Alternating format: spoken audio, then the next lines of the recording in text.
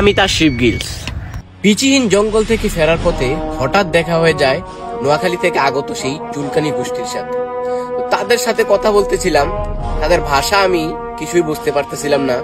তাই আমি দুনিয়ার সব থেকে বড় সার্চ ইঞ্জিন গুগলে সার্চ করি, কিন্তু দুর্ভাগ্যবশত দুনিয়ার সব থেকে বড় সেই সার্চ ইঞ্জিন গুগলও ফেল মারে তাদের ভাষা বুঝতে। তো তারা বুঝতে পারে যে আমি কুমিল্লা জেলাতে থাকি, তাই তারা আমাকে প্রাণে মারতে আমার উপর হামলা করে দেয়। তো আমি তাশরিফ গিলস তাদেরকে অনেক বোঝানোর চেষ্টা করি, কিন্তু এই চুলকানি জনগোষ্ঠী কিছুতেই বুঝতে চাচ্ছিল না আমার কথা। তো আর কি, বাপের দেওয়া জীবনটা নিয়ে দৌড়াতে থাকলাম সেই বিচিহীন জঙ্গলের উদ্দেশ্যে। কিন্তু এই চুলকানি জনগোষ্ঠী কিছুতে আমার পিছু ছাড়ছিল না। এই চুলকানি জনগোষ্ঠীর হাত থেকে খুব কষ্টে বেঁচে ফিরেছি আমি এই তাশরিফ গিলস। আবারও চলে এসেছি এই বিচিহীন জঙ্গলে। তো তাদের ভাষা আমি কিছুই বুঝতে পারতেছিলাম না, তাই চ্যাট জিপিটি কে জিজ্ঞেস করায় চ্যাট জিপিটি আমাকে জানালো যে তাদের টিকটকার মেয়ে লায়লা নাকি 2025 সালে এসএসসি বেচে ফেল করেছে, তাই তাদের মনে অনেক কষ্ট, মাথা হয়ে আছে নষ্ট, তাই তারা আমাকে এভাবে আজকে হামলাটা করেছে। তো চলুন ওইদিকে যাই। তো যারা 2025 সালে এসএসসি তে ফেল করেছেন তাদের উদ্দেশ্যে আমি তাশরিফ গিলস একটা কথা বলতে চাই। দেশের বেকারত্ব বেড়ে যাওয়ায় আপনাদের জীবন যদি চলে ঠেলাগাড়ির গতিতে, চলে যান সৌদিতে। টাকা কেমন ভক্তিতে, দেশে আসুন স্বস্তিতে। বিয়ে করুন মস্তিতে, কারণ আপনার পকেটে যদি থাকে মাল, আসবে অনেক চেটের বাল। এটা আমি তাশরিফ গিলসের কথা।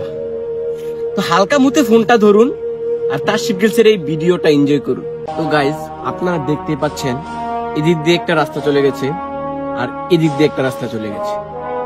যদি আমি এদিক দিয়ে যাই, আমি সোজা চলে যেতে পারবো একদম লোকালয়ে। আর যদি আমি এদিক দিয়ে যাই, তাহলে আমাকে অনেক সমস্যার সম্মুখীন হতে হবে।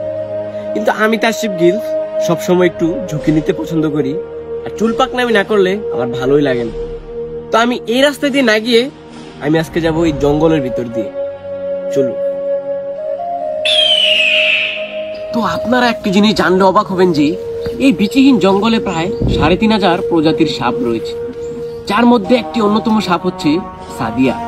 হ্যাঁ, এটা একটা মানুষের নাম। আর কারণ সাদিয়া নামের মেয়েগুলো খুবই বিষাক্ত হয়ে থাকে, তাই তাদের থেকেই মূলত ইন্সপায়ার্ড হয়ে এই সাপের নামকরণ করা হয়েছে।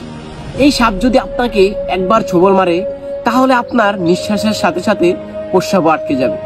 তো খুব সাবধানে আমাকে এই পথ যেতে হবে। তো আমি এই বিচিহীন জঙ্গল থেকে হাঁটতে হাঁটতে প্রায় বিচিহীন জঙ্গলের শেষের দিকে চলে এসেছি।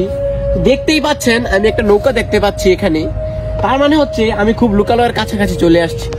লোকালয় থেকে মূলত মানুষ এই নৌকা দিয়ে এই জঙ্গলে আসে কাঠ এবং ঘাস কাটতে। তো চলুন এই নৌকা দিয়ে চলে যাওয়া যাক।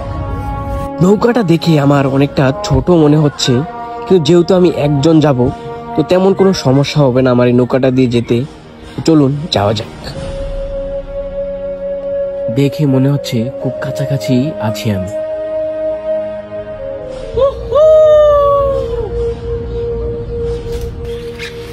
তো এই নৌকাটা পেয়ে আমি খুব খুশি হয়েছি।